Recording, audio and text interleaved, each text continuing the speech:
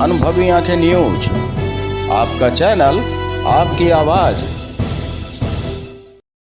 अगर आपने अब तक हमारा चैनल सब्सक्राइब नहीं किया है तो सब्सक्राइब करें और बेल आइकन अवश्य दबाएं ताकि खबरों का नोटिफिकेशन आपको मिलता रहे। आखिरकार कांग्रेस दिन पर दिन क्यों कमज़ोर होते चले गई? क्यों वह बैकफुट पर चली गई? क्यों वह सदन में भी विपक्ष के तौर पर इतने सांसद नहीं जुटा पाई कि एक मजबूत विपक्ष तैयार कर सके? आइए हम इस पर आपको चर्चा करते हैं, क्योंकि धारा 370 और 35A के विरोध के बाद कांग्रेस की खूब किरकिरी होना लाजमी है। बीजेपी ने 2014 के आम चुनाव में बड़ी जीत दर्ज की थी और तब यही उम्मीद और यही कयास लगा था कि यह जीत पुनः नहीं दोहराई जाएगी, लेकिन साल 2019 में वही जीत दोहराई गई। विपक्ष ने जमीन अधिग्रहण बिल पर सरकार को घेरने के साथ साथ सूट बूट की सरकार का आरोप लगाकर मोदी को बैकफुट पर धकेल तो दिया था, लेकिन उसी दौरान 2015 में दिल्ली और बिहार विधानसभा चुनाव में बीजेपी को इसी वजह से हार का भी मुंह देखना पड़ा था। उसके बावजूद कांग्रेस अपने आप को और मजबूत नहीं कर पाई। बता दें कि भाजपा और मोदी की अगुवाई में सरकार ने डैमेज कंट्रोल करते हुए बीजेपी ने एक के बाद एक ऐसे दांव खेल दिए जिससे विपक्ष चारों खाने चित्त हो गया। कहना गलत नहीं होगा कि जवाहरलाल नेहरू विश्वविद्यालय में राष्ट्र विरोधी जब नारे लगे तो बीजेपी का जवाबी हमला था टुकड़े टुकड़े गैंग, और खूब इसे प्रसारित भी किया गया।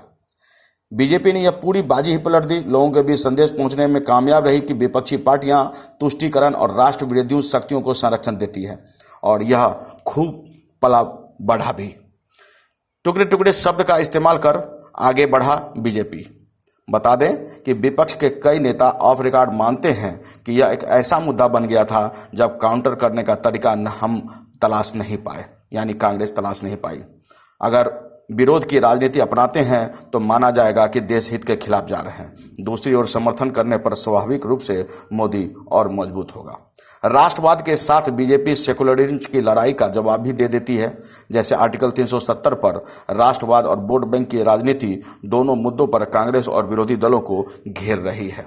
बता दें कि 370 और 35A हटाने के बाद मोदी ने देश को संबोधित कर कहा, कश्मीर में एक अपनी सरकार होगी, वहाँ के जनता द्वारा चुनी गई जम्मू कश्मीर में सरकार होगी और वहाँ के नेता ही वहाँ के भाग्य का फैसला करेंगे। हमने उनसे कुछ छीना नहीं है, बल्कि कश्मीरियों को कुछ देने का प्रयास किया है। उनका विकास, उनके बच्चों को रोजगार और शिक्षा, तमाम तरह के उद्योग, और वहाँ के जम्मू पुलिस को भी विशेष अधिकार। इतना ही नहीं, उन्होंने कहा कि कश्मीर एक नया सूरज देखेगा, कश्मीर में एक नया विकास होगा, और इसके लिए तमाम प्रयास कर रहे हैं। ऐसे में गुलाम नबी आज़ाद का कहना कि वहाँ पैसों पर, जी हाँ, वहाँ पैसों पर खरीद कर डोभाल शांति दिखाना चाहता है, हास्यास्पद बन गया है। तमाम मीडिया में भी इस बात को खूब उछाला गया है। ऐसे में कांग्रेस को एक बार फिर से सोचना होगा कि आखिर राष्ट्रवाद के नाम पर बैकफुट पर वह क्यों चली जाती है और क्यों लोगों के नज़रों में क्यों किरकिरी बन जाती है। आखिर क्यों वो चंद लोगों को खुश करने के लिए बड़ी समाज को, बड़े जनताओं के भीड़ को नाराज कर देती है। यही वजह है कि भाजपा आगे बढ़ता जा रहा है और कांग्रेस की अपनी जनशक्ति यानी उनके राजनीति में पैठ छोटी पड़ती जा रही है। इन पर सब पर विचार करते हुए ही आखिरकार कांग्रेस को आगे बढ़ना होगा।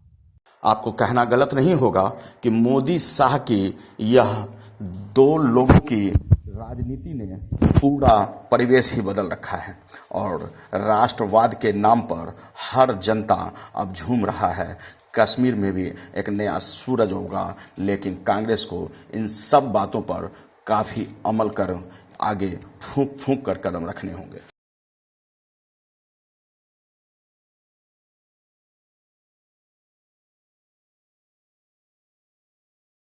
राजनीति की हर छोटी बड़ी खबर के लिए देखते रहें अनुभवी आंखें न्यूज। चैनल को लाइक सब्सक्राइब अवश्य करें। कमेंट बॉक्स में जाकर आप अपनी राय भी अवश्य लिखें।